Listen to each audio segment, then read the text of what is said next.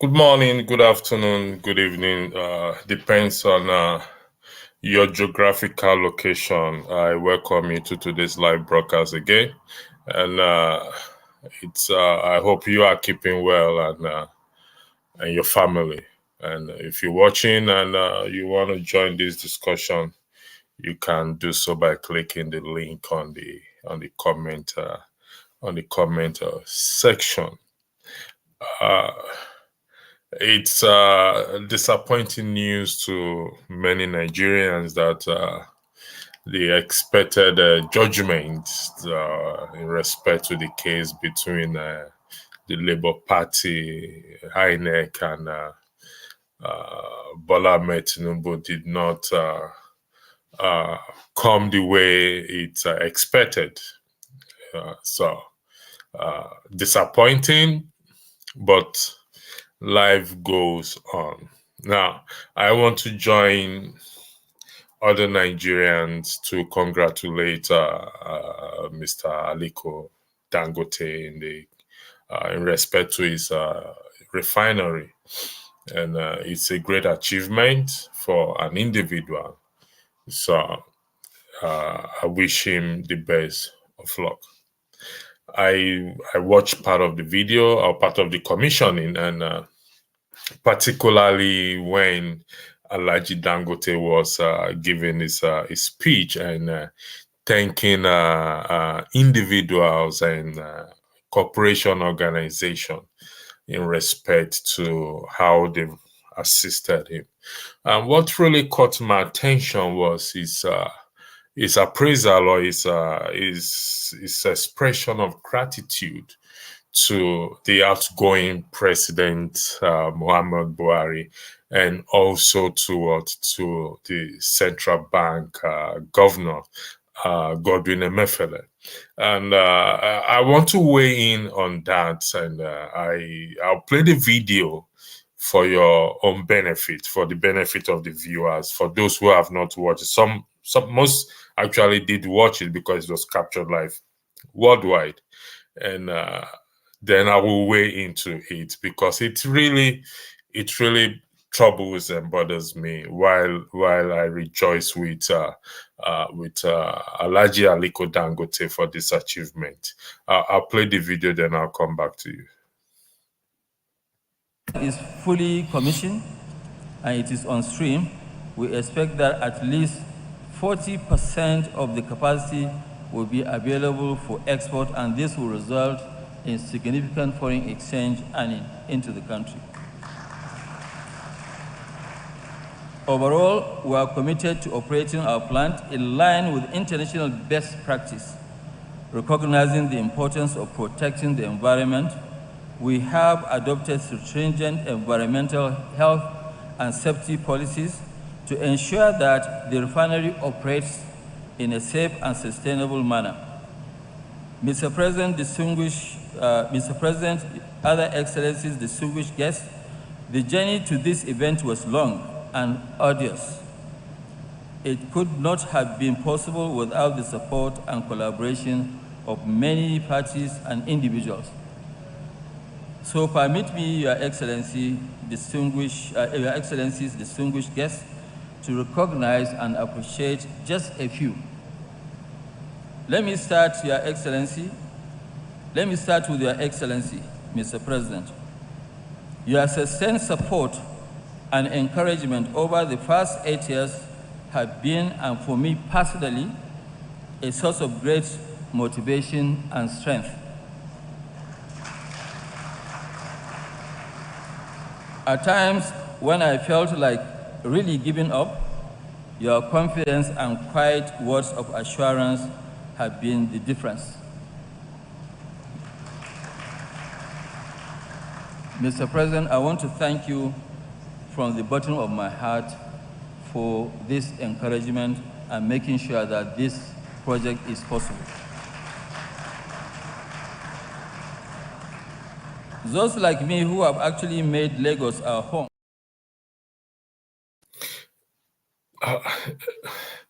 Now, there's a question on the screen that says, do the rest of Nigerians share the same sentiment with Aliko Dangote in respect to the outgoing president? Like I said, I join millions of Nigerians and millions of well-wishers all over the world and wish him to congratulate him, because it's not a small achievement to be able to put up a refinery. But do the rest of Nigerians share the same sentiment expressed by what?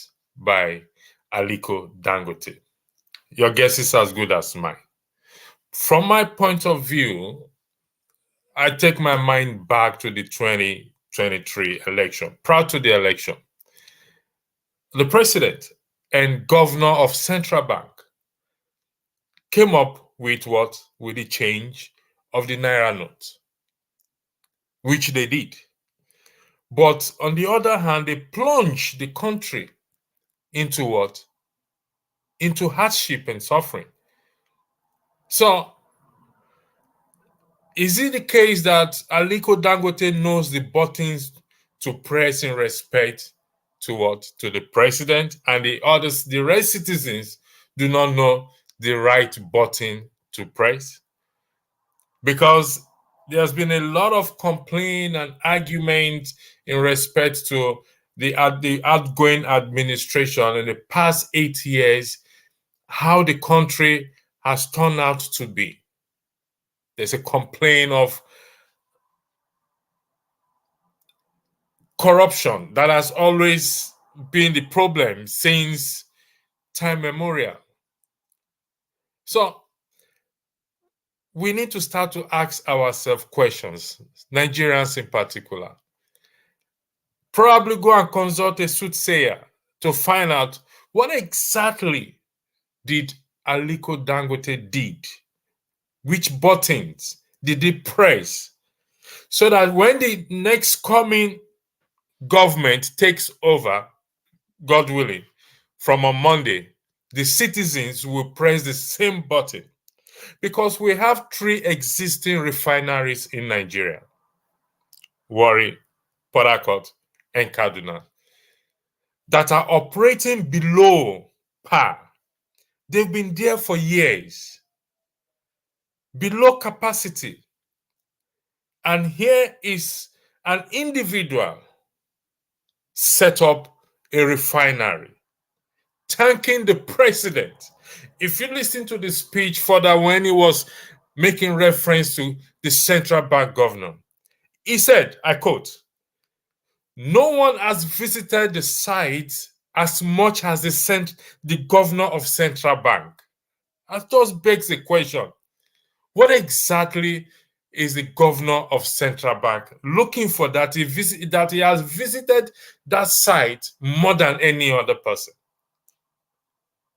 And yet, during the Naira scarcity, the governor of the central bank could not be found anywhere.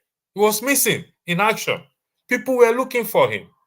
And even when there was court judgment for them, for them to release this print more Naira note,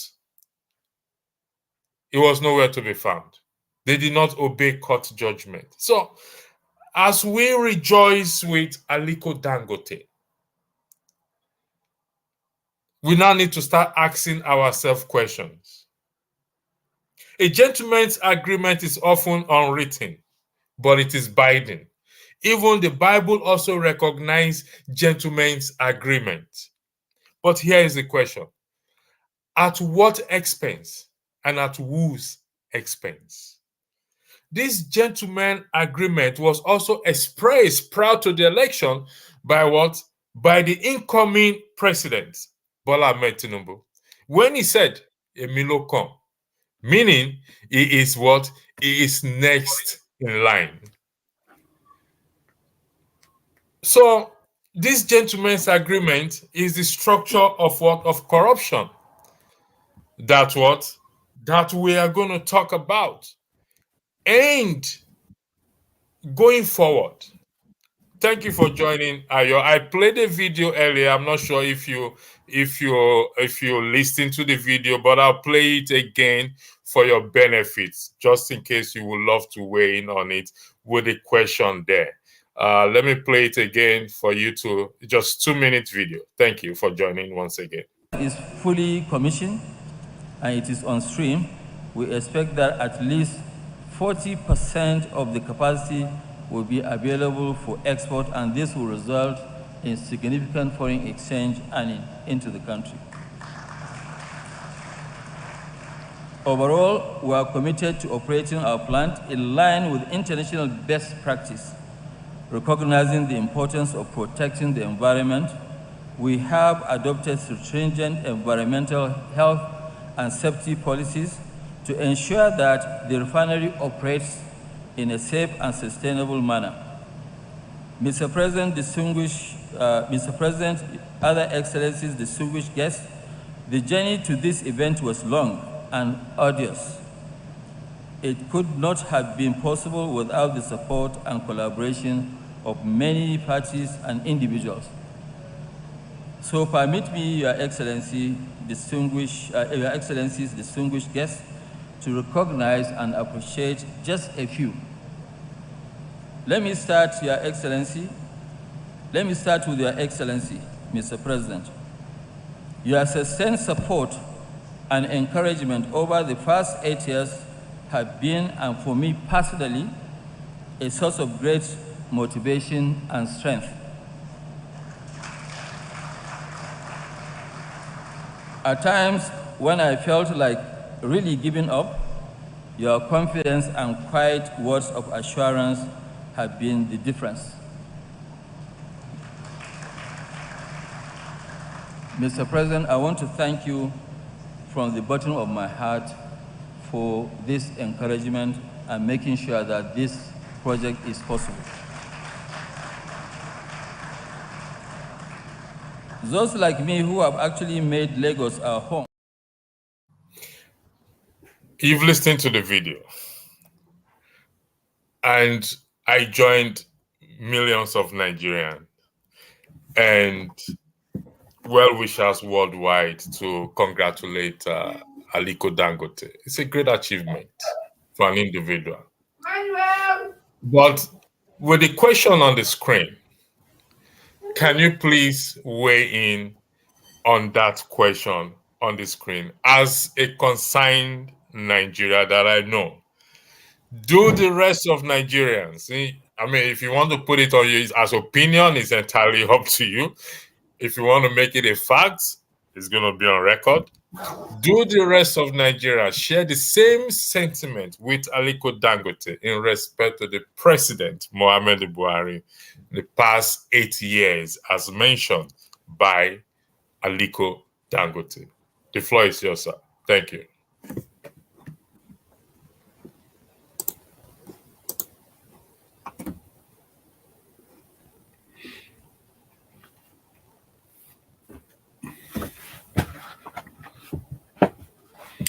Okay. Can you hear me? Loud and clear, sir. Right. Listen, Aliko Dangote is an entrepreneur. And we know in Nigeria it's not easy with all the red tapes that is there. Because there are many overlapping red tapes in Nigeria. And to be honest with you, it's difficult. But you need people that will continuously be supporting you, giving you words of encouragement so that you don't lose track in whatever you are doing. And whoever is in the government or whoever is in a position in anywhere that will tell you that, look, listen, don't give up. Just keep going. This is what we need in this area. Because me and you know that it's tough. Is it to source for the money, the capital for your project? or any other thing that you might need. So if it doesn't have the support of the President of the Federal Republic of Nigeria, or any well-meaning Nigerians that have the best interests of that country, it's going to have it difficult. No matter what anybody thinks. And let me interject you there. There are 3 refineries in Nigeria: Warri, Port Harcourt, Kaduna, operating below capacity. Are you suggesting that for some strange reasons, I believe, going by your response now, for some strange reasons or reason best known to you, these refineries don't need to be bring up to par so that they can function in their full capacity?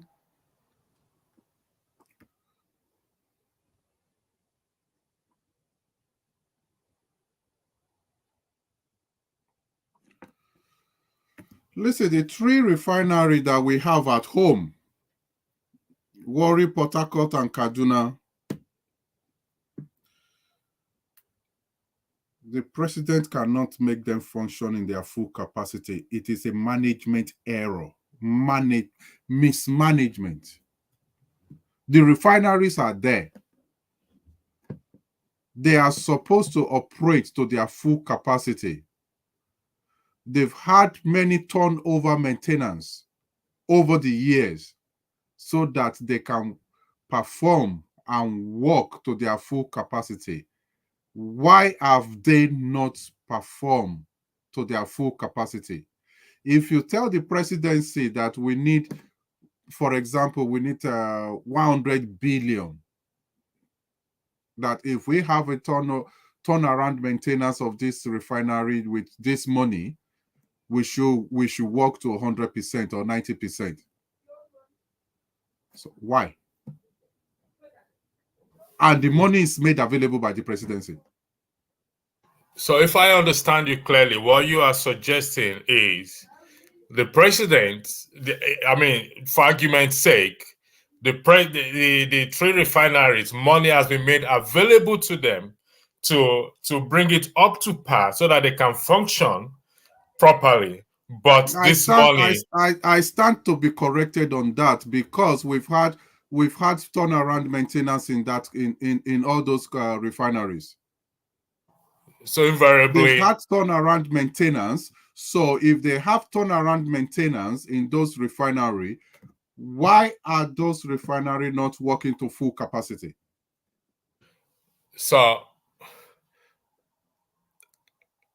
going by the question on the screen there, what you're suggesting is that most Nigerians share the same sentiments with Aliko Dangote. No, you can't generalize.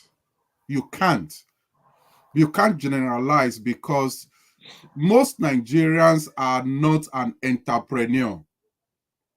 They are entrepreneur in different fields. So if you sell, like, let's go by the local entrepreneur. If you sell yam, for example, and you have to transport your yam from the farmer's point of view, but you have problems in that state, and the governor kind of intercede by providing transportation for you at a lower cost, and your market fee is reduced, who will you show respect to? You have to show respect to that governor or the local government chairman that make it possible for you to transport your goods,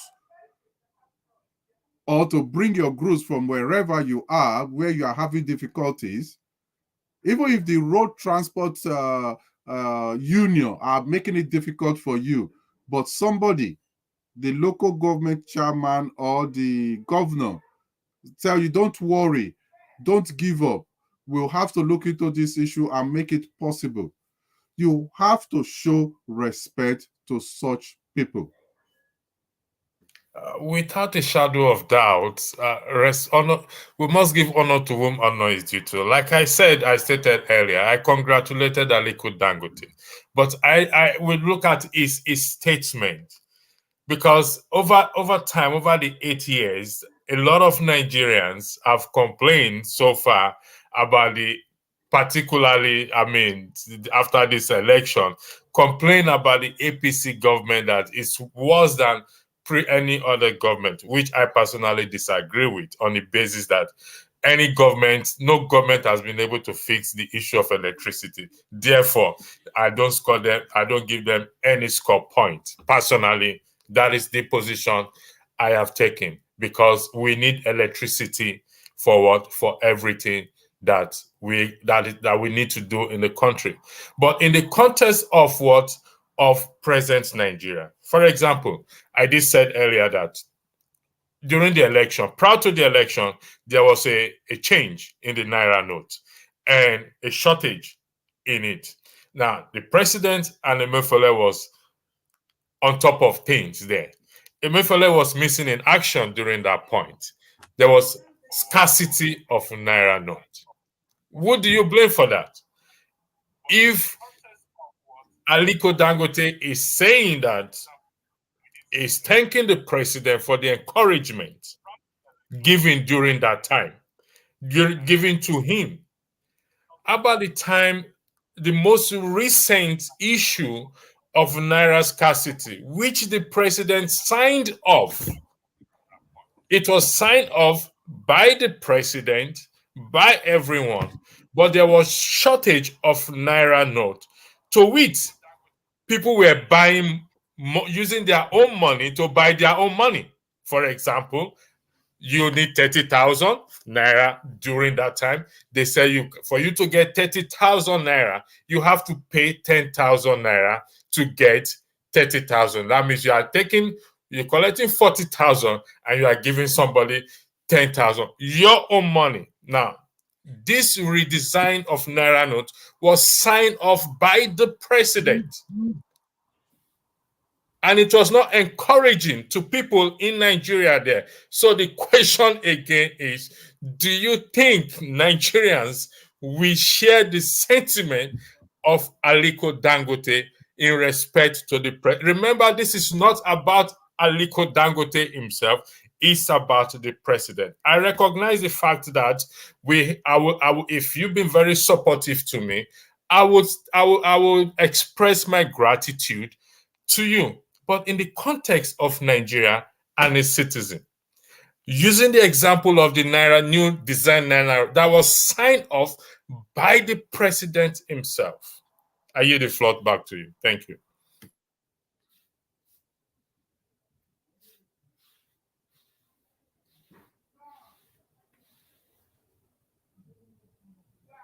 The floor is yours, sir, please.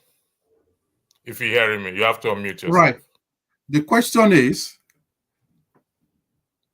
if we have to weigh on a general sentiment on the performance of President Muhammadu Buhari in terms of health, road, infrastructure, electricity,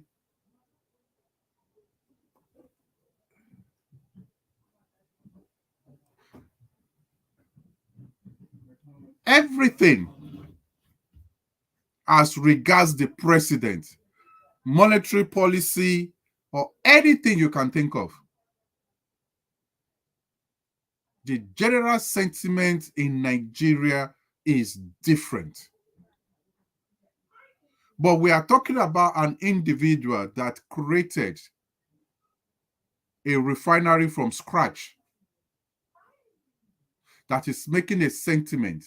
It is under Muhammad Buhari tenure that this was done. So him giving that accolade to the president, we have to give honor to who honor is due. Monetary policy, if we have to talk about monetary policy. Sorry for interjecting you. Sorry for interjecting you. due respect is given to Aliko Dangote. To be honest, if I was sitting in the position of the president, I would be on cloud nine.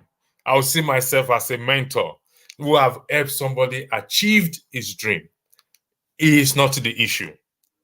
And that can never be taken away from him any day at any time. But the president is the president of the Federal Republic of Nigeria, not the president of an individual. Is the president of a nation approximate to be what? 200 million. Let's have that. Let's put that into context. I yield the floor back to you. Thank you. Look, is the president of more than 200 million people. Everybody has their own view regarding anybody. Let's leave the president aside. People has their view for or against the vice president. People will have their view regarding any ministers, their work, and anything they've done. The essence of this discussion is the view of the country have to varies from different regions all over the country. It varies regarding the president. So if we have to take the context of Aliko out, so Aliko has to do what he did in his speech, because that is an individual. If we have to dissect another individual comment regarding Buhari, we'll be talking of a different view in this discussion. The president is a president across ethnic line. Is a president across all states. Is a president across all the regions. If we go today to the north and ask, what do you think about the outgoing president, they will have their view. You go to the east, they will have their view. You go to the west, they will have their view. Look, no matter what Muhammadu Buhari, the outgoing president, some will say he's the best president ever. Some will say, oh, he's the worst president ever. Some will say, oh, 50-50. We should be looking for a better future and wish that the incoming president perform more than the outgoing president. All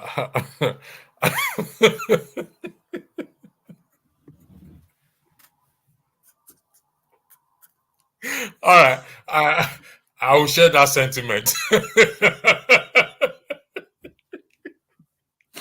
In order not to create an unpleasant atmosphere, I will share that that sentiment. Now, this issue is, like I said, it's in the context of the whole nation. And regardless of which president is there, okay?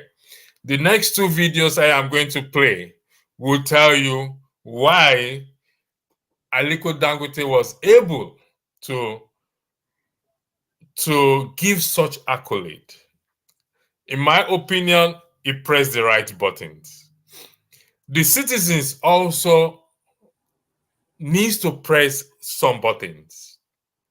Because, like you rightly said, regardless of the president that comes in, or like I said, regardless of president past, present, and future, I hold them on one ground. Anyone that fixes electricity gets the tick, gets the green mark for me. That is my position, and that is it. Unfortunately, we citizens, we often think we don't have responsibility to play to turn the country around. Actually, in turning the country around, lies in the hands of what? Of the citizens. For failing to do the right thing, we will remain where we are. As optimistic as I am, as optimistic as the group over project is, believing that change will come, the citizens need to stand up, and we'll keep preaching this message. So I'm going to play the next video for you to listen to. It's about 7 minutes, or 9 minutes, I beg your pardon, but it's interesting. It will bring us to half of our discussion. Then the last one is just a short video. Okay. Yes, sir. Not here. Okay. Okay. Please. Sir. Morning, sir. Yes. Well, we were here on Wednesday. The court gave us Wednesday as a day to come for our ruling. And then we were given the same information that the court was attending a conference and that the ruling had been adjourned to today. So I take it that at the time they were adjourning to today, they already knew that they would be out of whatever conference they were going to have. So we're here back today, and they are giving us the same excuse of the court attending a conference. We don't think that that is a fair way to treat us. You see, this thing, everybody has rights. I think the impression that as litigants, as people who approach the court, we have no rights. We are absolutely at the mercy of the system. It's a very wrong one. Respect begets respect. You have to respect me as a litigant, then I will respect you as the judex. So if the court, what we see is that we have not been fairly treated. I have been in Abuja for how long now? Nobody has asked me about my hotel bills. I practice from Lagos. If he wasn't going to sit, he should have told me. He should have told me on Wednesday, I'll be back in my chambers in Lagos now. But he asked me to come back today, only to get the same excuse. I don't think it's fair. I don't think it's fair. And as far as I'm concerned, we are, by the grace of God, going to do something about it. In the sense that I think we need to sue. We need to bring it before the court so that it will be examined. What we have lost, the rights that we sought is to restrain this swearing in. So by the court not sitting, we've lost a great deal. That's right. So who is going to pay for that? If you came and gave a ruling that we don't have a right, it will be understandable. Now you're seemingly staying away from the court. Makes me understand that we have a right, but for one reason or the other, you cannot find the courage to declare that right. So you are now trying to use absence from the court as a means of depriving me of that right. So I'm going to sue, you're going to pay. You will pay for it. You pay for it. You are going to tell me why you left the court. And we will fight it to Supreme Court. And maybe we will establish as a precedent that Nigerians ought not to be treated in this fashion. That's right.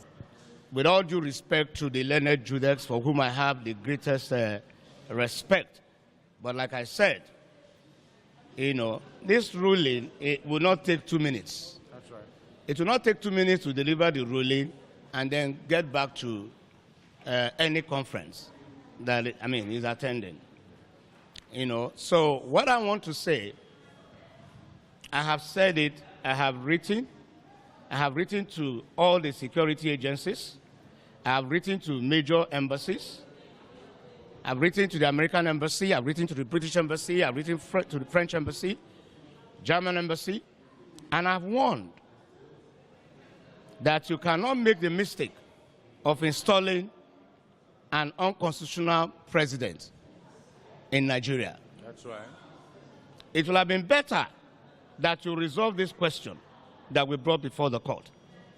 We are not saying that the question must be resolved in our favor. We brought the question here to be resolved.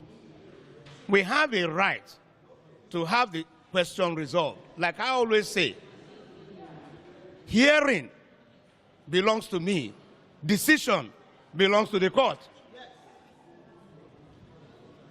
You understand? So you cannot make the mistake of installing somebody unconstitutionally. It's an overthrow of the Constitution. That person, now if you read section 1, subsection 2 of the Constitution, it says, no person or group of persons shall be permitted to take control of the federal government or any part of it, take control of federation or any part of it, except in accordance with the Constitution.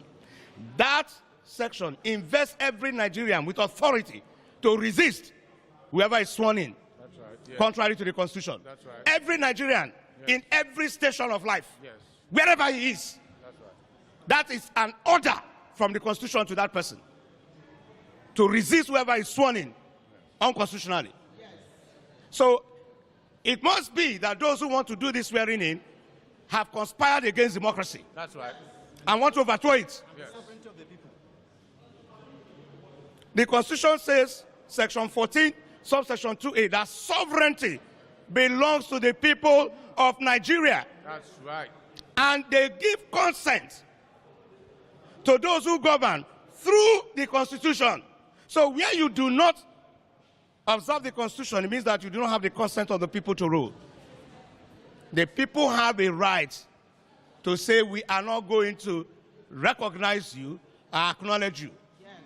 What is coming to Nigeria is what these people, they are behaving like children, as far as I'm concerned.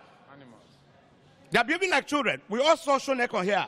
Somebody went with a decree or word of mouth, made somebody president and commander-in-chief. A court, it took just one declaration from a court, and it was gone. It's the same thing that we are, the same thing that we are getting into. Any court in Nigeria is invested with the authority to interpret the Constitution and can say that the person who calls himself president was not duly elected and therefore cannot answer that title and cannot give any instructions that should be obeyed. And that would be the beginning of crisis. We have warned against this. I don't know what is making them behave, think that it's a joke. I don't know how you will take 200 million Nigerians as a joke. You know, it's not going to happen. The Constitution says you go and have a second election, but you feel too big. Like I was explaining to someone, it's the same in discipline. Where you have red light, say stop. That's right. You feel too big because you are driving your Jeep, you don't stop. It's the same thing. It is the indiscipline in us that we have carried over to this exercise. The Constitution says you've not made it. You've not made 25% in Abuja. Nobody has told me that I'm wrong. There is no constitution. There is no court. I came to this court for the court to tell me that I'm wrong. That's right. Rather than telling me I'm wrong, the court, stays away from court. Mutes. The court cannot even look me in the eye. So nobody has told me I'm wrong. Nobody has the courage to tell me I'm wrong. Because I am right. So the Constitution says you should go for a second election. It's a simple, very simple thing. Even if that second election does not produce a winner, you go for a third one. That's right. You feel too big to comply with the Constitution because all your life has been a life of indiscipline.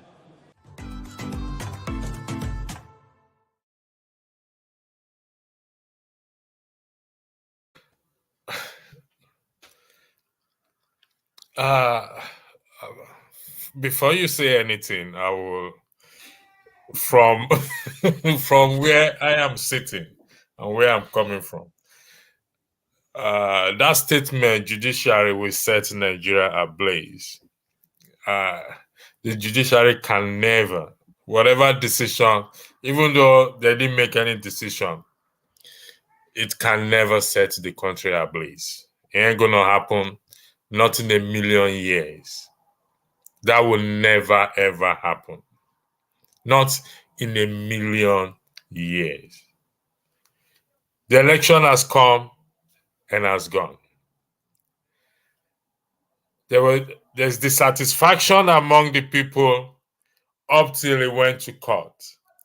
There was no ruling, and by Monday there'll be a swearing in.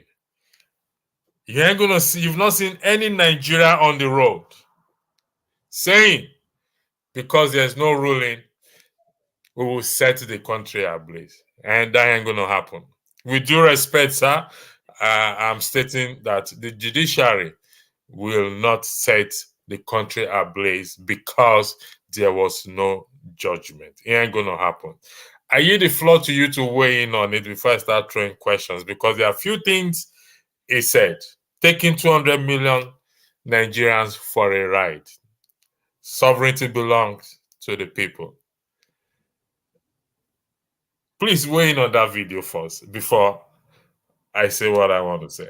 Thank you. I guess the lawyer is a senior advocate of Nigeria. I guess. I don't know. I don't know either. Let's assume he's a son. You see, you are representing somebody. All your expenses should be borne by that person. You shouldn't come to a live TV and say, oh, you operate from Lagos. You know you are coming down to Abuja and you represent. Whether the sitting takes place or not, it is not the court that should be the one that should take care of your welfare.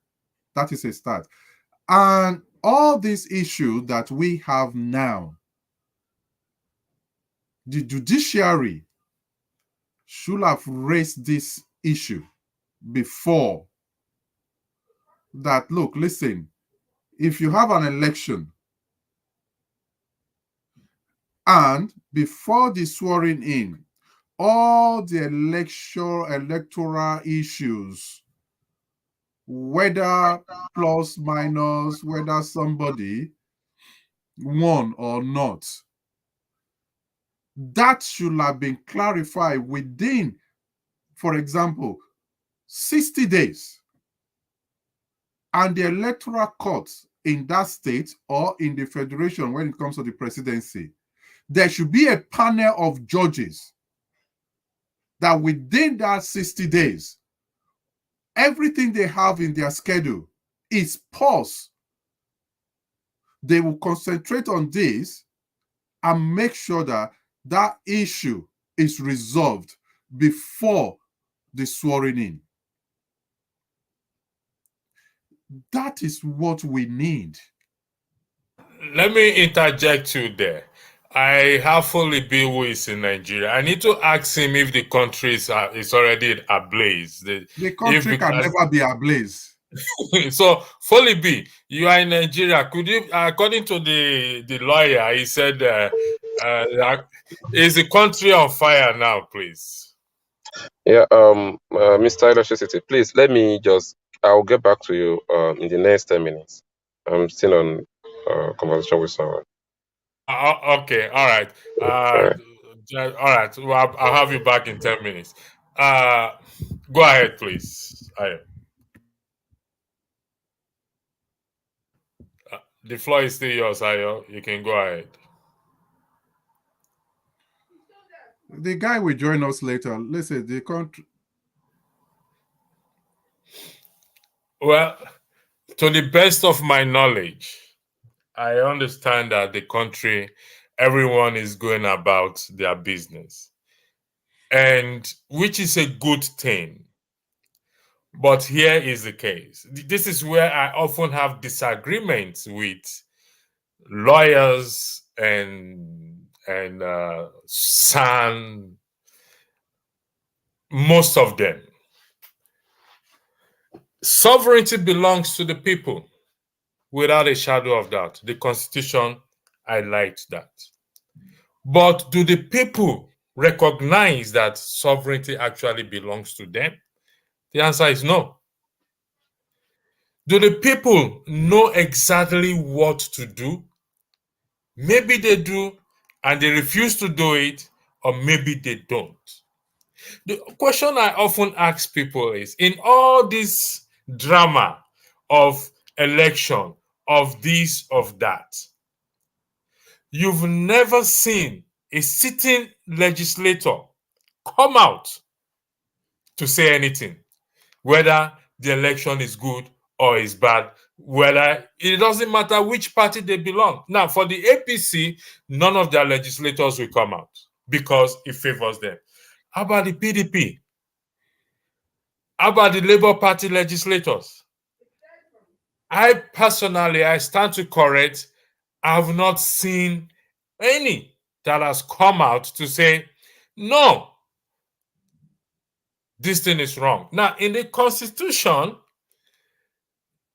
the legislative arm of the government does checks and balance on the executives.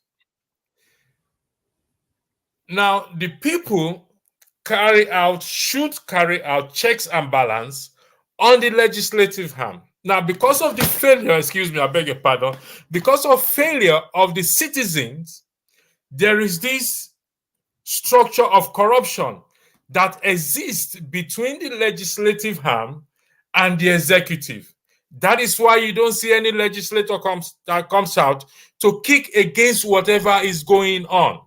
Like I said last week, or in a channel I was, at this present moment, they are busy doing housing shopping in Abuja. They don't care because the citizens have failed to put their legislators under checks and balance. Therefore, the country can never go ablaze. Forget it. Let them kiss it goodbye. By Monday, if Tinubu is sworn in, everything goes on as usual. The failure of the citizen is a problem of Nigeria. Now, what I don't understand is when he said, I have written to the American embassy, to the British embassy, to the German embassy, for crying out loud. Are we babies? Can we not solve our problem? Do you think they will come and solve our problem for us? Sometime last week, because of an interview granted by one Nigerian YouTuber, the British government restricts visas to Nigeria. And you say you wrote to them. How does that make sense? When are we going to grow up and start to take responsibility? I mean, apart from the lawyer that always on this channel that highlighting section 68 and section 110 of the Constitution, I have not heard any, even the so-called SAN, to tell the people that, listen, if you want to take your country back, if you want to set the country ablaze in terms of revolution in the right way, not revolution by arms, you have to now start to address the issue from the core root, which is applying section 68 and section 110 of the Constitution. That is where the problem is, and that is where the solution lies. I yield the floor back to you, please. Thank you.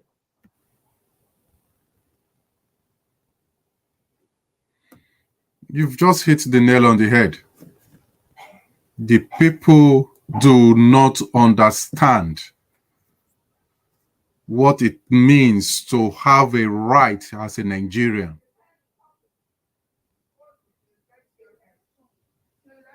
We all have a right under the Constitution.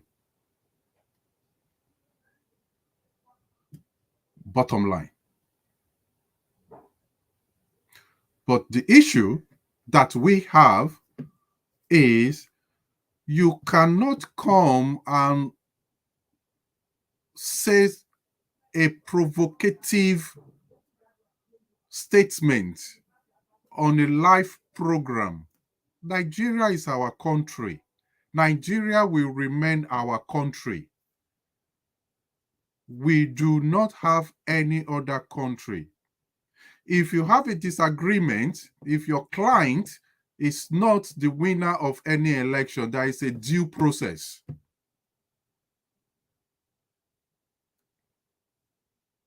And until when that due process is followed, if it doesn't favor you, that doesn't mean that you've lost. You just have to follow the Constitution as it is. But because we, as a citizen of Nigeria, we do not know our constitutional right when it comes to governance and who we elect to govern us. And if they do not perform to our expectation, what is our right under the Constitution to recall them back?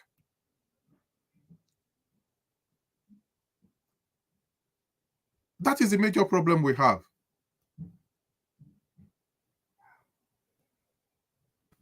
Thank you very much. You see, the title is The Coming Nigerian Revolution. I know most people must have been wondering, what is this man going to say? Is he going to say, let's pick arms? Nah, that ain't going to happen. Not with the average Nigerian anyway. That ain't going to happen. The lawyer says they're trying with taking 200 million people for a ride. Now, does the 200 million people agree with him? The answer is no. They don't agree with him. If indeed we citizens feel that we'll be taken for a ride, then we'll start to do what is needful. He cited an example of somebody going over a red light. If you go past a red light, there is a procedure to follow, whether you're a big man or you are not a big man. There are laws there for anyone to follow. Same thing with what is happening. Now, it's unfortunate some of these lawyers that I heard, some of them have come on here saying the Constitution is a fraud, this and that. Now, I stand to say that whoever comes out to say the Constitution is a fraud, I stand to say that that person is paid actually to come and to have problem to Nigeria, to take us away from the truth. The Constitution is not a fraud. Thank you, Mr. Dark, for joining us. I don't know how long if you've been watching before now. We played a video earlier of Aliko Dangote. First of all, we congratulate him. It's a great achievement. And we also played the video of the lawyer who said the judiciary will set Nigeria ablaze, which I completely disagree. That will never happen, not in a million years. And so I'm going to leave the floor for you. I don't need to say much because you are a lawyer and you've been part of the movement of Section 68 and Section 110. And until that section starts to people start to invoke it, that is the revolution I am talking about. That is the revolution, the coming Nigerian revolution that we are fighting for. But your fellow colleague is taking a different view on it. So could you please kindly weigh on it? Thank you very much. Okay. Thank you, Mr. Electricity. Thank you, other panelists today. Yeah. I love what is happening now in the country. First and foremost, let me speak on Dangote space. Now, I love what is happening because as it stands, if you remember, if you date it back to 2007, when Obasanjo was about to leave, the space. What he did was he granted to Dangote and Otedola, okay, the license to purchase our refineries and to revamp the refinery and keep it working. But when Yar'Adua, Jonathan government came on board shortly afterwards, they revoked that contract, right? And then returned the purchase on back to Dangote and Otedola. Yes, because they had their own view of governance, because that you don't leave such a critical sector to the hand of private individuals, particularly those ones that are rich already. It turns your society to more like an oligarch society where you put critical sectors and things that matters to government in the hands of some few individuals who, because they are rich. But before Jonathan left, he had a rethink over this issue and then called for another round of bid for them to, invest. But that time around, it wasn't for them to purchase the refinery. They had their own plan to have their own private refinery. If you come to United Kingdom where I stay, there is no single public owned or government owned refinery here. I stayed in Aberdeen. In Aberdeen, we have almost 6 refineries. They are privately owned. I've been to about 4 out of the 6. And you see them scrambling for crude oil, particularly they call it off OPEC. So off OPEC is that they look for crude oils that are not part of the OPEC quota. And they always get it in West Africa. They go to Angola and others. They bring it to Aberdeen, to Scotland. They refine, and they send it back to us, and we are paying subsidy for it. So whoever really understands that space will understand that what has just happened to Nigeria now, yes, we know it's in the hand of a private individual, but don't forget, Dangote was not the only person giving a license, right? Bua, the guy, Rabiu Isaku is doing his own in Akwa Ibom too. And what I love about these guys is, yes, they are from a particular part of the country, but they are investing in another part of the country, don't forget. Both Bua and Dangote are from Kano. They are more like cousins. But the massive investment they are putting in place is not in Kano. One is in Lagos, the other one is Akwa Ibom. And there are other people that are coming on board. I think Dangote is 600,000, Bua is 300,000. They said there's another 200,000, and things are coming up. Tinubu has no reason to fail. He has no excuse to tell Nigerians why he must not perform. That's for that, in that, and that's this. I'm not an expert in terms of, I did energy law in my master's level to an extent, but I can't claim to be an expert in that field. But with my common sense, I know that in that area, we have, and by the way, something I noticed again, we are rising gradually back to be the giant that we are of Africa. 6 head of state came to that inauguration, to that commissioning of that refinery. To me, it speaks something to me.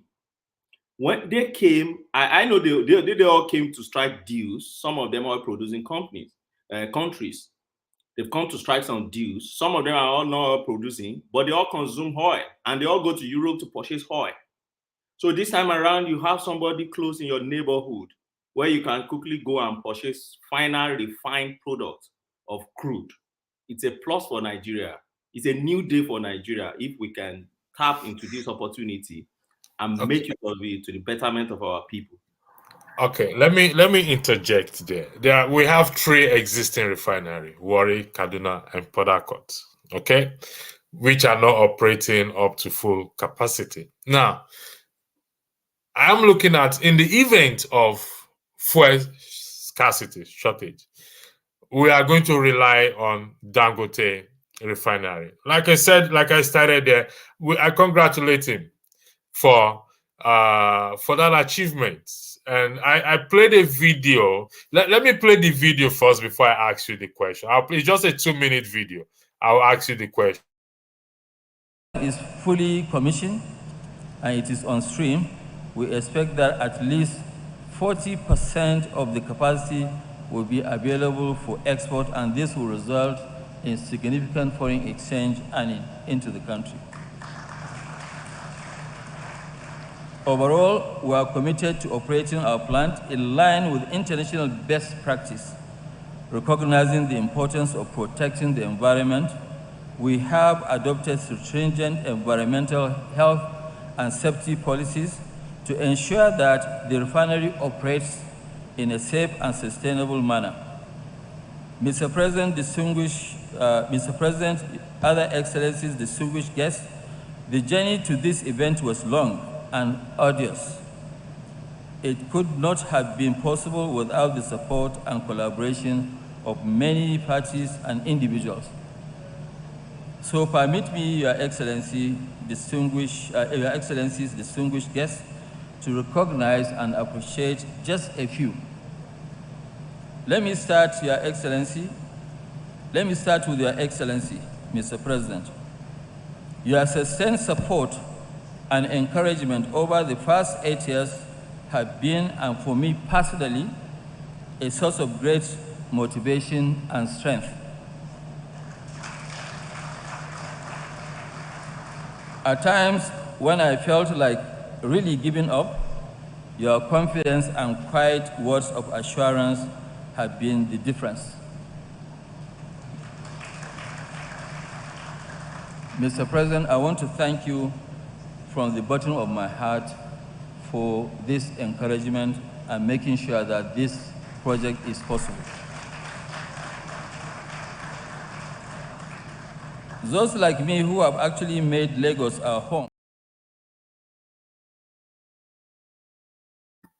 Yeah. Are you still there? Now, there's a question on the screen there that's displayed. And Ayo weighed in earlier in respect to the 3 refineries. Why are they the states they are today? And I stand to be corrected. According to him, monies have been provided or funds have been provided. There have been some work done on them. And with the issue of corruption made them to be where they are. So the question that was put to him, that does the rest of Nigerians share the same sentiment with Aliko Dangote in respect to President Muhammadu Buhari? We are not taking away the achievement of Dangote. That will never happen. Anyone who wants to take away that achievement, well, I don't know, because it's a great achievement. I mean, I said earlier, if I put myself in the position of Buhari, I'll be on cloud 9. Seeing I'm a mentor. I don't know how they call it. I mentor somebody. I encourage somebody to have to such an achievement. But in that space of 8 years, does Nigeria, the rest of Nigeria, share the same sentiment with him in view of the 3 refineries and in view of the present state of the country? I yield the floor to you. Oh, Mr. Electricity, thank you. You know,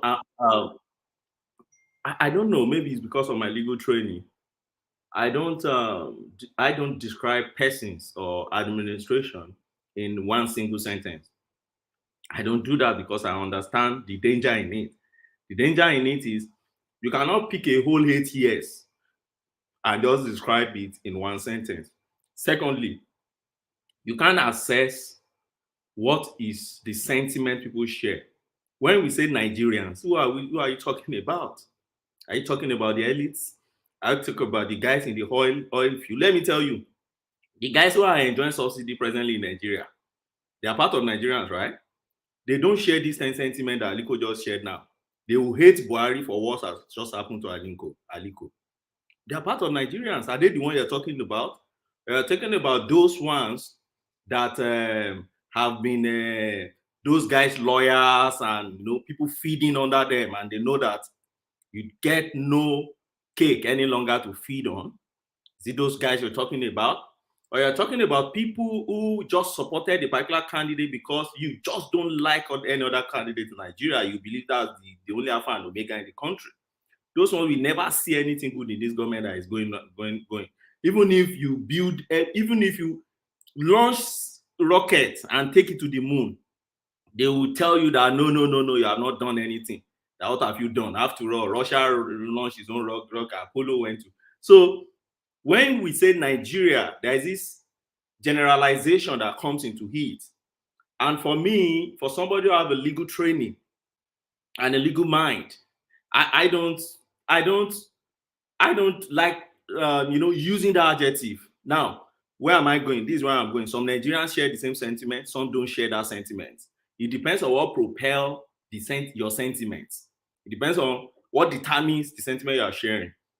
For me personally, as a Nigerian, and I keep saying this thing, you cannot be more Nigerian than me. I cannot be more Nigerian than you.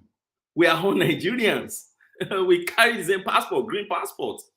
Except that even if you have dual citizenship, there's a disability for you. I don't have any. I have my green passport. So now, my point is this. For me as a person, I share that sentiment that Aliko Dangote shared. I shared it in respect of President Muhammadu Buhari. I'm not President Buhari's fan at all. You know me. I'm not. But like I said, I won't use one brush to just describe Buhari. He has done well in the aspect. What am I saying? Now, they told us there are, I think, 5 refineries in Nigeria, right? The first one, our Port Harcourt refinery. Port Harcourt, Warri, and Kaduna. Yes. Is there one in Kano? I don't think so. No. There's none in Kano, but yeah, we have other small, but the 3 major ones I know is Port Harcourt, Warri, and Kaduna. Yes, we have other small, what they call FPSO. Yeah, floating production sharing and offloading.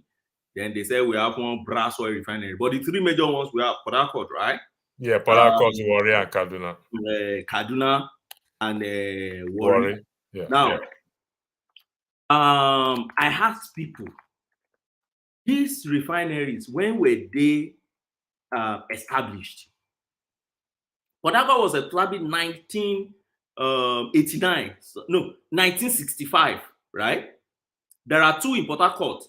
There's the major one, the Port Harcourt Refinery Complex. That old one was established in 1965 by a government.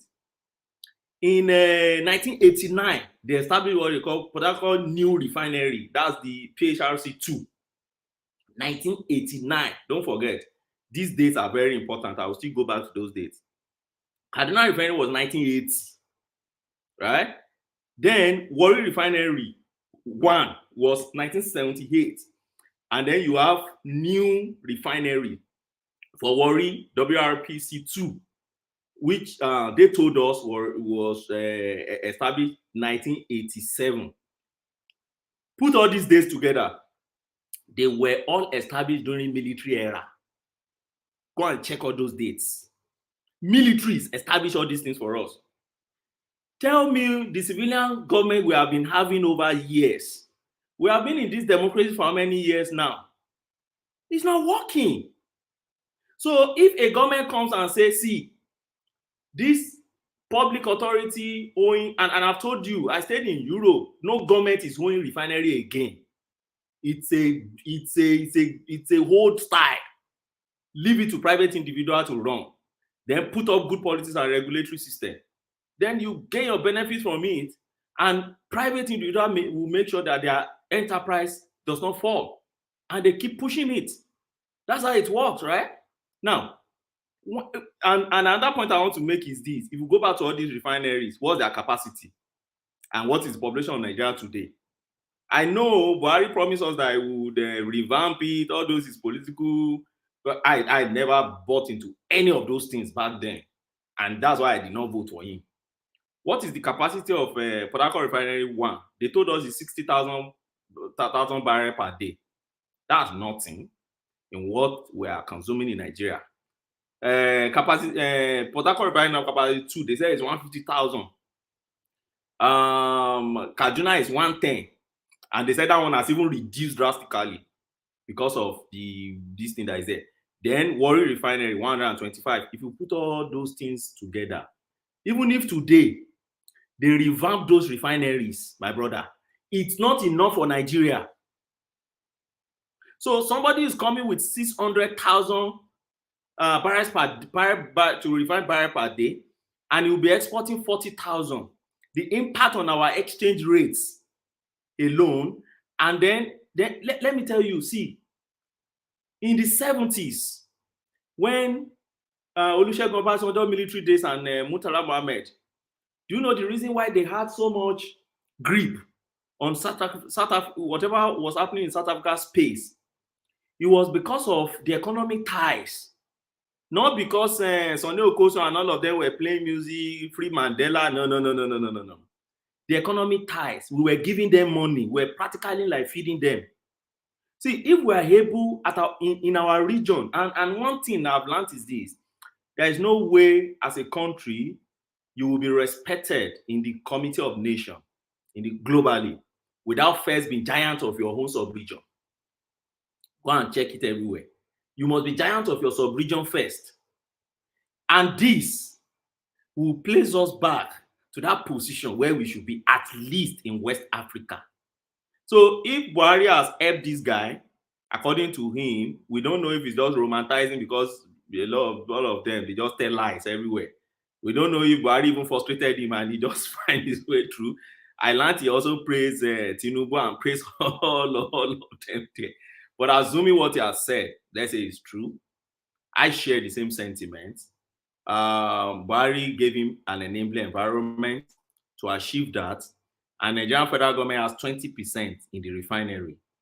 Dangote is not even the owner of the rest 80%, right? He mentioned about 2-3.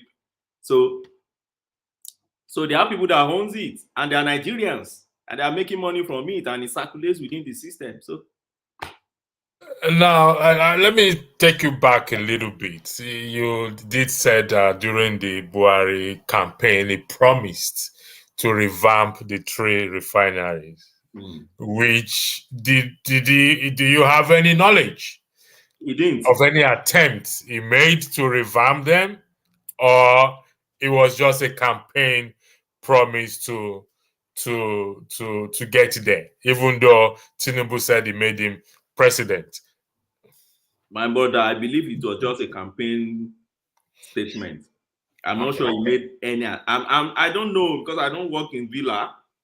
I don't know. I know a lot of things happen in government that are not. It's only the few ones they want us to know that we know.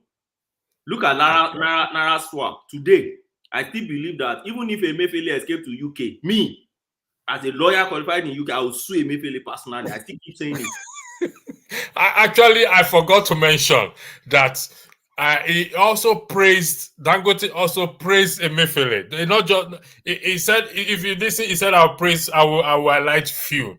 Yeah. He highlighted Buhari and Emefiele beside the other banks along the way, Access Bank and Zenith Bank. And he made a statement that actually he said Emefiele visited the site more than any other person. And I kind of wonder, what's the governor of Central Bank looking for? And my argument earlier was, okay, fine, you praise these 2 people, and these 2 individuals with their cohorts were responsible in the change in the Naira currency that plunged the nation, that suffered people, to which I was also imparted. And I'm kind of wondering, are we living in a different world, or I don't understand. Actually, if you listen to his speech, he called that Emefiele, showering him with accolades. so I can see where you're coming from, that you're going to sue Emefiele. I think I'll join you. See, I don't have any problem in Dangote praising Emefiele. Do you know why? Dangote is a rich man. You only will pick one rich man under that Naira swap thing that complained. Check them all of them. You do see Adenuga complain, or Tedola, or Bua, and Ishaku. See all of them round. Even here, Peace was cashing out. All of them, they are just cashing out under that usurp, because they are all the bourgeoisies that we, the commoners and the victimized. You see, the major thing that pains me more about Nigerian is that we, the victimized ones, we are divided. You are Obi, I'm doing Tinubu. Why must you fight me? Let me Thank see you reason very why I much. must support Obi now, and you are saying I'm evil and wicked. Why? Because of my choice. And these people understand. See what Shetima did recently in his speech. Shetima said he wanted to appoint somebody because the person is a Catholic. I said, look at this guy now. When Tinubu pick you, he said religion doesn't matter. That's competence. You now you want to pick somebody now. I said, okay, because that is what we want to hear. We don't want to. When they say somebody has stolen our public fund, people don't know that public fund that is. Wait. Let me pause you there. Before you go there, let me play the last video. That is that public fund you are talking about. That you hold that thought for the next video. It's the last video, and it is the epic of our discussion. So it's just 1 minute for the 3 seconds because there's some certain things I want to say about that video too. It's just 1 minute for the 3 seconds. Let me play the video for you, please. Outgoing lawmakers in the 9th National Assembly and their aides will share a total of 30.2 billion naira as gratuity when the assembly comes to an end in June. Lawmakers will also be entitled to go away with their official vehicles valued at roughly 5.5 billion naira in total. Our Rice correspondent Omo Bazoe reviews the exit package. When the 9th Assembly comes to an end in June, lawmakers in both chambers of the National Assembly will share 30.2 billion naira as their exit allowances. They will share the money with some of their aides. Investigation by Arise News reveals that the money in question has already been captured in the 2023 budget of Nigeria as passed by the National Assembly and assented to by President Muhammadu Buhari. They are going to be given this, jumbo several allowance at the Yeah, expense right, of the people. Mr. Rafsanjani, well, that's one way of looking at it, but the argument also is being made for, some of these public office holders who in some instances, many of them leave their businesses, they leave their career, for public service to serve the people. Don't you think, this whole issue of corruption in public office may have some kind of link to that lack of or absence of security for the future after their tenure in office? So is it really unfair to say that these people deserve, some kind of security after their tenure? Now, before you say anything, honestly, I listened to this woman. I've listened to that's the part 2 of the video. You weigh in on it, and I've kind of asked myself this question. Before I say anything, I yield the floor to you first. Ayo, no, let's Ayo, you speak. Then I will come back to Mr. Dak. Can you weigh in on that video, please?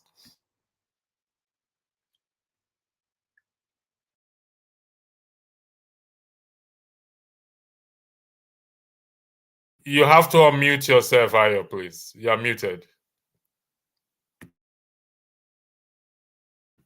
Ayo, are you hearing me okay?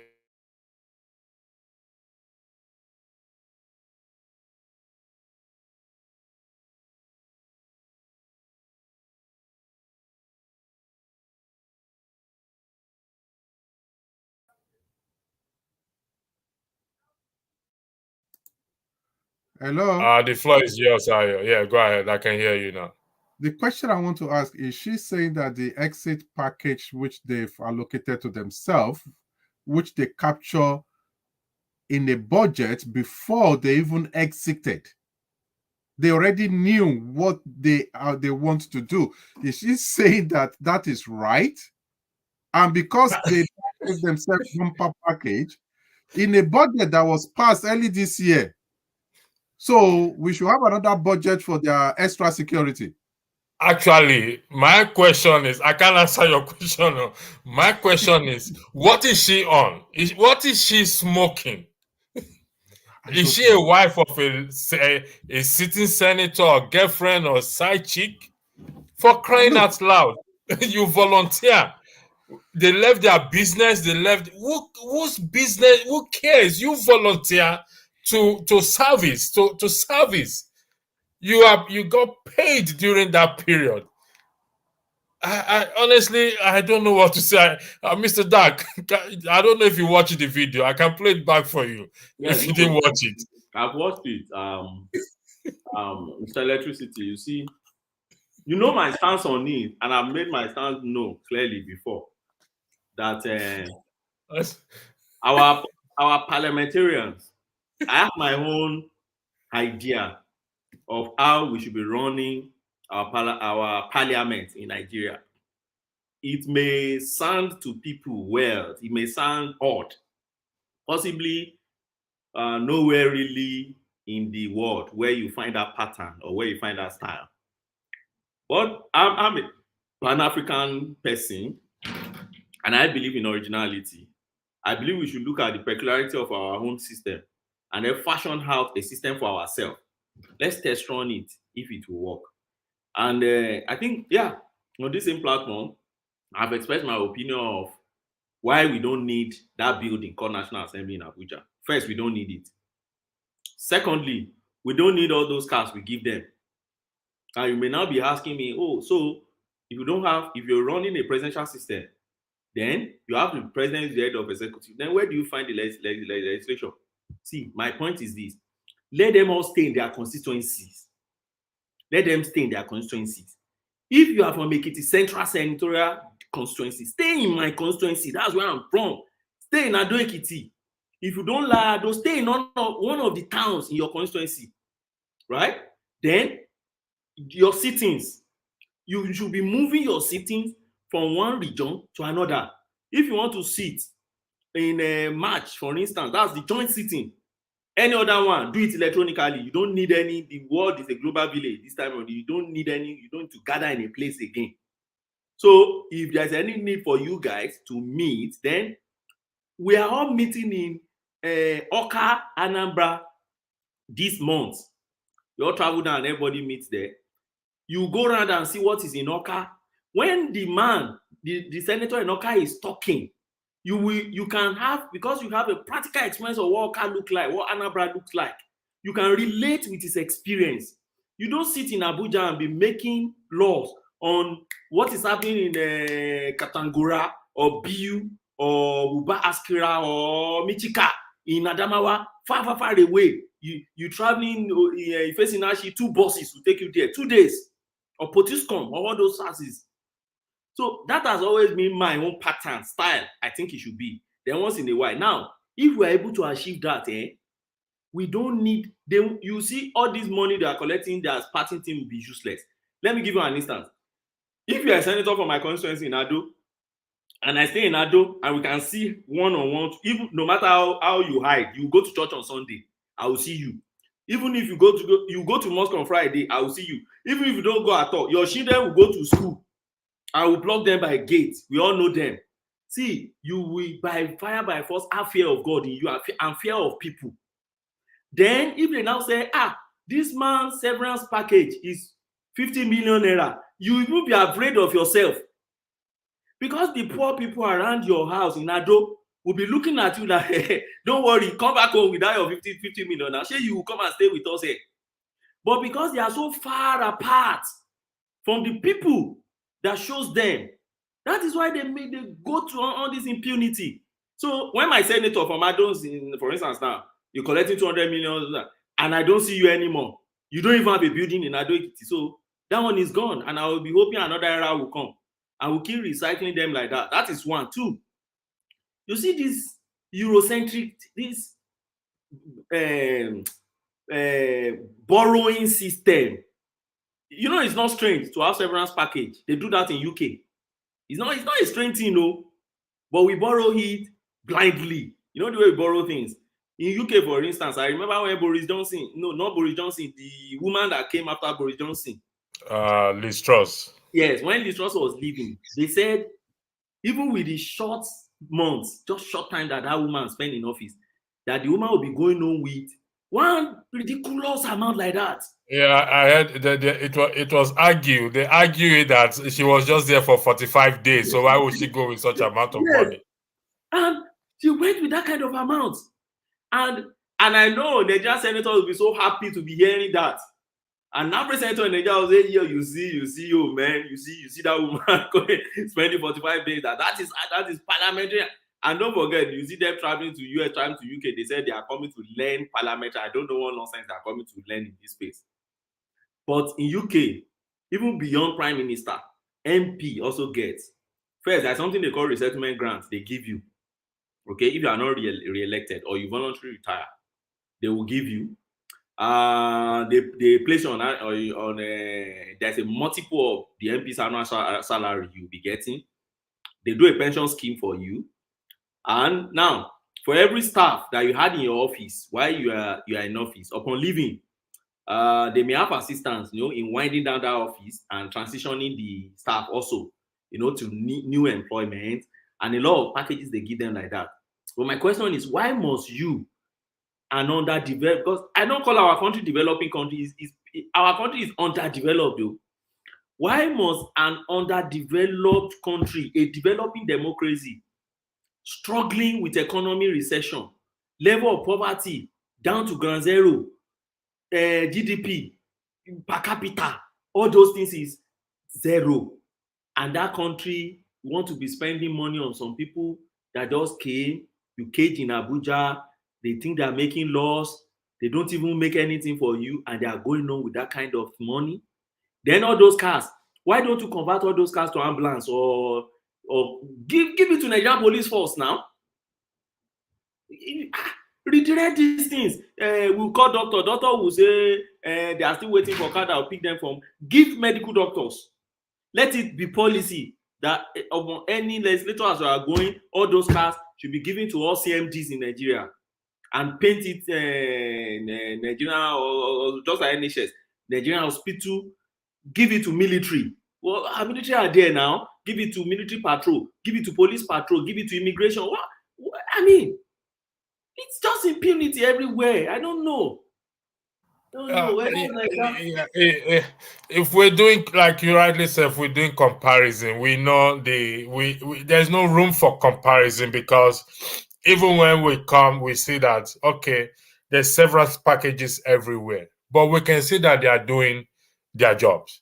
They are going by the law. They are looking after the people, but that is not the case in respect to Nigeria. They don't care about their constituency. There is constant electricity. There is everything you can, even the common man can walk into the shop and be able to, with his the unemployed will get benefit. With his benefit, he can still survive every week. But that is not the case in Nigeria. And there is, no matter what government we are going to operate on, checks and balance will always be there.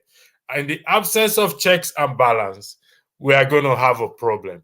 And that is why we're pushing for Section 68 and Section 110. And going back to this issue of, yes, they are based in Abuja, but the people are still in their constituency. When we start to apply Section 68 and Section 110, are you suggesting that because they are based in Abuja, it's not going to be effective? It will be, but it will be more effective if they are staying in their constituency. The reason is this: INEC that is coming to conduct that referendum is headquartered in Abuja. They are seen every day. See INEC office in National Assembly now. It's not up to 5 minutes drive. And they get contract from INEC, all of them, all those senators you see. They get contracts. Okay, last night they were telling us that Binani, the one that contested in Adama, was part of she has a printing press. Her printing press printed almost maybe 25 or 30% of ballot papers that we used in the last election. So to just give you a glimpse, that's not a senator. Now talk of a senator. They collect contract everywhere around. But if you are in your constituency, see, staying in that constituency thing, if Nigerians can really push for that thing will work. Oh, let me tell you, people that will be contesting, they are the people in my place, they call them low-key. If you are not popular in your locality, it's like a rule of the jungle. If you are not popular in your locality, you no go fit contest. Because you see, guys' eyes go clear. So that's what Obi has achieved in this last election now, particularly in the southeast. All those guys that won labor in southeast, they were the cole, the all those Okada guys and cole, they were the cole, they were the ones who own the street, not so. And you could imagine all those guys going to National Assembly. I know, yeah, there'll be deficit in terms of experience, but they learn on the job. And what matters to me is the strong will. It's not even your education or how intelligent you are, or well, your strong will. If you are determined to achieve something, I know the reason why you are here. You have no godfather, you have nobody, you are the only people you have with you are your people. You live to satisfy them.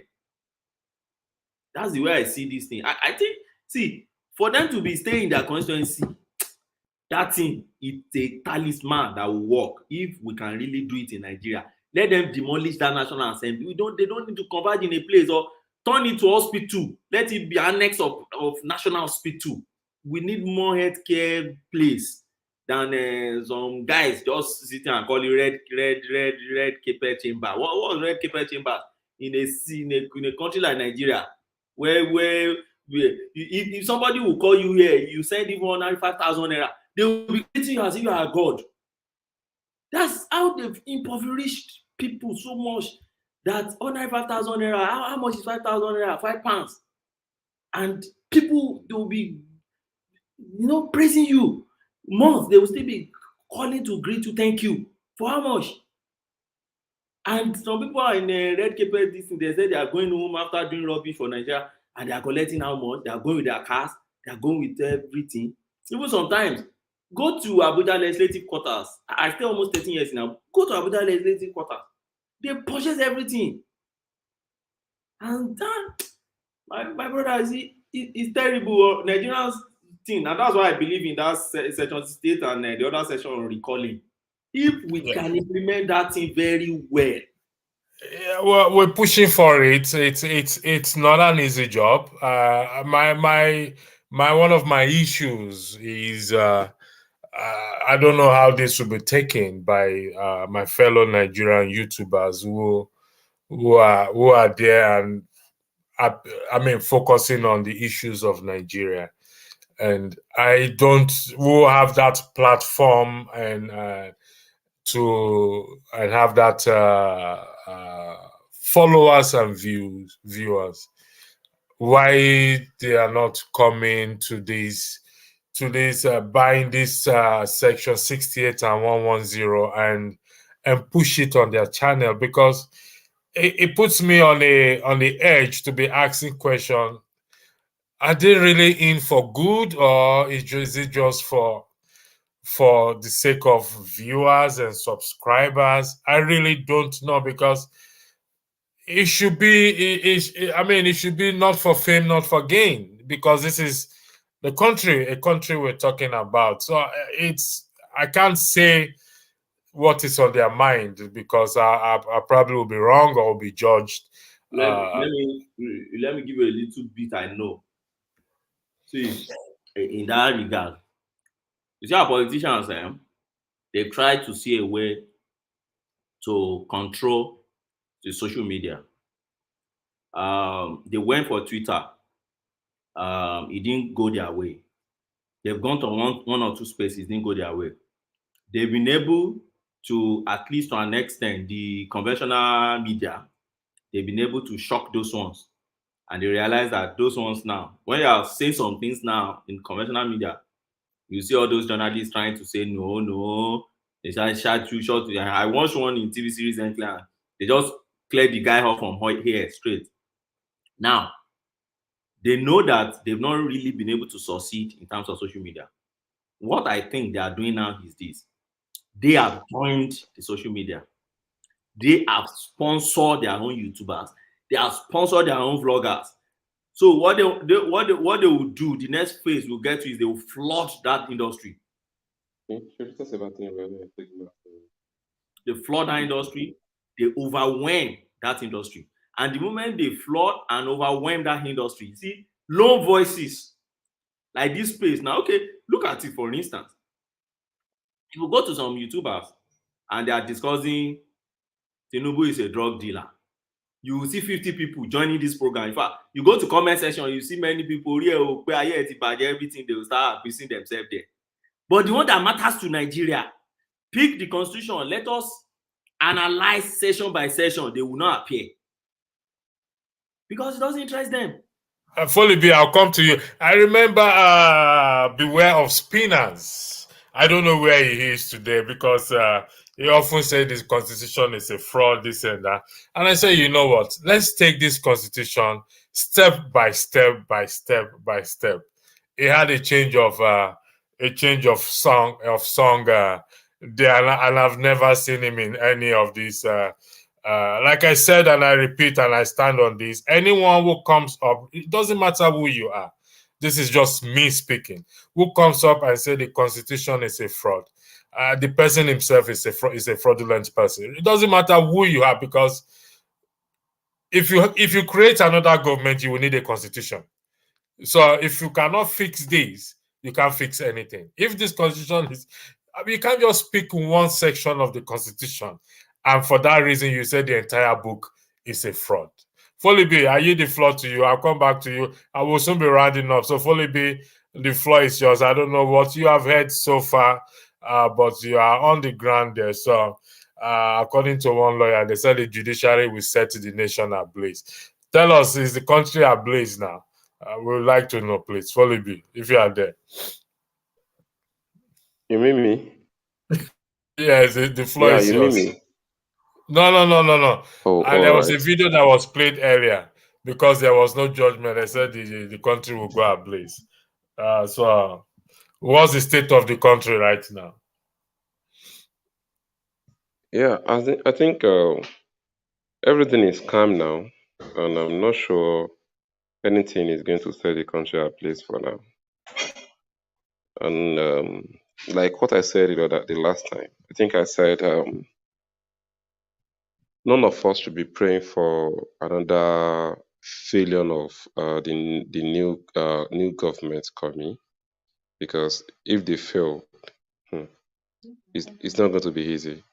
It's not going to be easy. I'm not sure we can even stand it. We can even stand any failure from any government at this particular junction that we have. Any little failure of any government now, it can be, maybe that will be the end of the country. Because the way things are actually going on in this country, things are getting more tense every day. Folibi, let me interject you. Yeah. Okay. The executive, the legislative arm, based on what you just said now, apologies for that, the executive arm is responsible to carry out checks and balance. I mean, the legislative arm is responsible to carry out checks and balance on the executive, which they don't do. The people, which is you and I, you and I, we are responsible in carrying out checks and balance on the legislative, as Mr. Dak has highlighted in terms of constituency where they should be. If we are failing in carrying out these checks and balance on the legislative arm, how do you think the next government that will come will succeed or will change? Well, for a very long time, we have not been having people that are ready to govern the country. We have not been having them. We have been having people who are just going there for name, for their own interest, for their own interest, for money, for their family, not for the interest of the family, and the interest of the country. So for a very long time, we've been like, as in, I can't really say this is exactly what we have been missing in this country, because people that are representing the country are not really have any good intention of how to govern a country. So if you are talking about the assembly, the National Assembly, they were them. We don't even have check and balance. They don't even have anything like checking and balancing in their system, in their agenda at all. All of them want to go there for the same goals, to go and embezzle money, steal Nigerian money, put people in poverty, and live their life, and come and be oppressed people with their cars, building a big houses on the street, and make people see them as if they will not die one day. So we don't have people in the hands of affair of governance in Nigeria. But still yet, I'm still not praying for any failure from any government now, because any failure will cost us so much. So I'm not praying for failure. It's going to cost us so much. From you know very well, we don't want failure. That is why we are pushing for Section 68 and Section 110. But just the four of us or people who belong in this group is not enough to push for this. To be honest, I'm praying for a miracle, to be honest, because Ovie is there. He does yourself. You do. You know what we try to put into this thing. But I am an optimistic person, and I'm a realistic as well too, because if the people, like I said, and I'll say it again, anybody can go to the Bible and tell me if I am wrong. God does no divine miracle where stupidity is practiced. I've read, like I said, I'm not boasting, but I've read the Bible. I've lost count of how many times I have read the Bible. And I still stand to be corrected. It doesn't mean I know everything there. But I have never seen where God operated where people are practicing stupidity. It's not there, it's not anywhere. It's not anywhere in the scriptures where people are, even the children of Israelite, even when they practice stupidity, God dealt with them.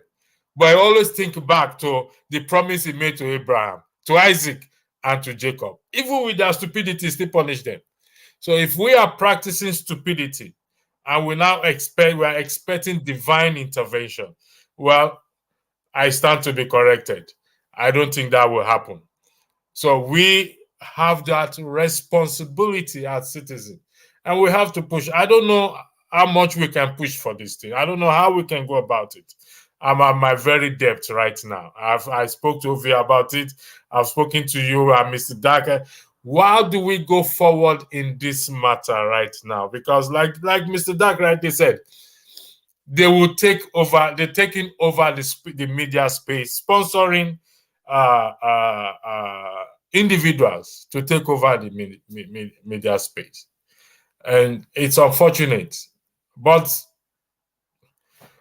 I don't know. Ovie, Mr. Uniforms, the floor is yours, and you can weigh into this matter. I'll come back to after Ovie finish talking. I will give the floor to anyone who wants to speak before we call it a day. Ovie, the floor is yours if you are there.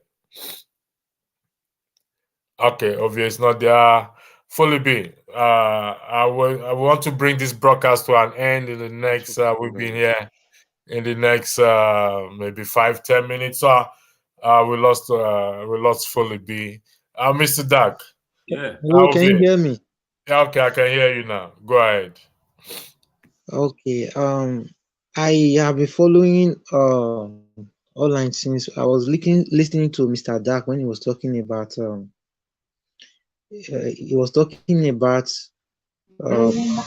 platforms that have been bought over, YouTubers and all that. I don't want to mention names of some YouTube channels which we know, where you see a lot of people gathered talking about who is corrupt and all that. What I want to say to Nigerians is that we should stop wasting our energy on what will not work. I mean, like having a kind of platform, it doesn't mean it must just be on this YouTube channel. It can be on any other platform. It's time we come together to discuss things that work, because I said to someone some days ago, I said, if you are doing something and is not working, it doesn't mean that it's not going to work. It just means that you have to sit down and think what is making it not to work. I followed Elon Musk when rocket to the space. You know, the first launch failed. He didn't give up. He had to search to see what made it not work, and he went again the second time, and he was able to prove to his critics and all that about not giving up and all.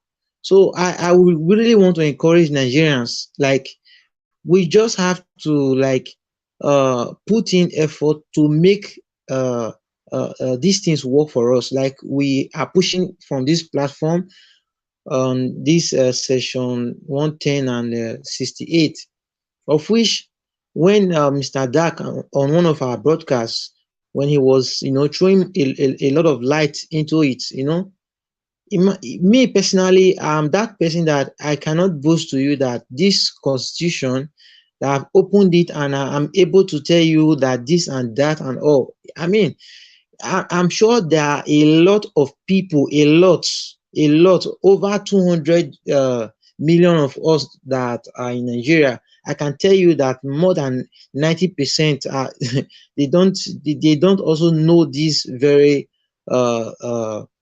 constitution aspect that we can. If we do, we don't even have to fight over. We don't even have to fight over. We don't have to fight over people who, like, Tinubu is going into office. We have to try to fight to make sure we pull him out and all that. Is he not going for a responsibility? The office is an office for a responsibility. He's going to shoulder a lot of things. So, I mean, those who are coming into the House of Rep and all that, they are coming into responsibility. So if anybody is pulling himself down there, when he gets there, he has to function. Then when it's not functioning, the constitution, state at what we can do. So if we are really putting our energy to do the things that are right, instead of talking on character, who is not well, who is old, who is not young, and all stupid things that at the end of the day we just talk and nothing works. We are just talking. Like, in fact, we should be awarded the most talkative nation. You understand? Because we talk a lot, year in, year out. You can, if you go through YouTube, almost all through election period, a lot of talk and all that. It's just as if we just come and it's like we don't have work to do. We don't mean what we want to achieve. I mean, it's enough of all this talk. We just have to, sit down and think what will work for us, and we put in the energy to it, and we get the result. It's as simple as that. It's as simple as that. You cannot sit down writing one exam 10,000 times and you keep on failing, and you tell me that there is no reason why you are failing. There is a reason why you are failing. And the reason you don't know the reason you are failing is because you have not paid attention to know why you are failing. It's as simple as that. Thank you. Thank you very much. Well, we will keep pushing. Maybe we have to now find a way of sending the constitution to everyone, to 200 million people. Mr. Dak, I believe you can sponsor us in that. I don't know. Let's listen. When I say this checks and balance, there's a section in the constitution that I reference to. I mean, we will discuss about that next week. But just to bring some things to light, there's a section in the Constitution that make reference to the act of gross misconduct being committed by either president, vice president, this and that. And we will look into that next week. So I'm going to go from Mr. Dak to Foley and back to VA, and just to give you a closing statement. Thank you. Thank you, Mr. Electricity. My closing statement is that I want to see the energy that we put in this election. This election. I want to see that energy in us, seeing that we succeed in Nigeria. We have been appointed now. And how do we do that? By giving a very close watch on them. For instance, I want to see, instead of youth or people going to protest before a court and are protesting that a court should rule in a particular way that favors you. I want to see you protesting in the National Assembly almost every day on some laws that you think they are moribund, on some provisions you think they should put in those laws. And I want to see more people appearing at hearings when it comes to passing of bills to become our law. People should be vigilant in this aspect. It's a very good aspect for commoners to be able to hold these people. You hold them in such a way that there's nothing they can do. And one example that I will give before I conclude, and that example was example of the primaries of political parties in the last election. If you observe, there was a particular provision that was inserted into Electoral Act that practically excluded many of the senators, governors, and all those guys as delegates in the primaries. Later, they said they made it by mistake. They never knew. But it was because it was just too overwhelming. People were coming from back and forth, blah, blah, blah. They just passed the thing. And you see the kind of change, that simple provision made in the entire country. That is the kind of thing I expect that we should do in other space too. Let's protest when they said a bill is before. If there's any provision we want them to change in the constitution, like this 180 days now, 180 days, we are saying that we want them to conclude election matter before any swearing. Let's start from today and be protesting it. Let's invade National Assembly and tell them that change this law now for us. You go and put a provision there that is no longer 180 days. They must conclude before any inauguration. Don't wait till after 4 years that somebody, maybe will be now once in 2027 now. Obedient will now be on Tinubu's side. What Tinubu is saying now is Obi, then Tinubu will now be on the Obi side. Change it, don't change it. That's the issue. So I encourage everyone to be very vigilant. If you don't have a copy of the constitution, pick it. Sections, the two sections, C-state and the other section. Read them very well. If you have any activists around you in your vicinity, enlighten them, let them know. Send a copy to them. Ask lawyers questions when you meet them. The sincere one anyway. Ask them questions. And then from here, we can pick it from there. With time, sincere people will keep joining us. All right, thank you. Fully Bill, the floor is yours, please. Okay, we lost. Ovi, are you there? All right. We will keep pushing, and like you rightly said, those actually when I look at some of the protests at the judicial at the court, and I just said, if we talk, they probably say I try to guide my utterances here because I don't want to use certain words that I've promised myself not to. But sometimes I just shake my head and I just ask myself, why are we backing at the wrong tree? I just don't know. And the sad thing is, the diasporans over here is just we'll bring this broadcast to an end today, and we'll keep coming on and we'll keep doing it as best as we can. And I hope people back at home will pick it, and we'll move on from there. That is the coming Nigerian revolution I am talking about, where we start to invoke Section 68 and Section 110. We pay attention to what our legislators are doing, and only that can we experience this change that we are looking for. And God bless you. Thank you for coming in. Hopefully, by God's grace, I will see you next week. Have a great week ahead of you. God bless.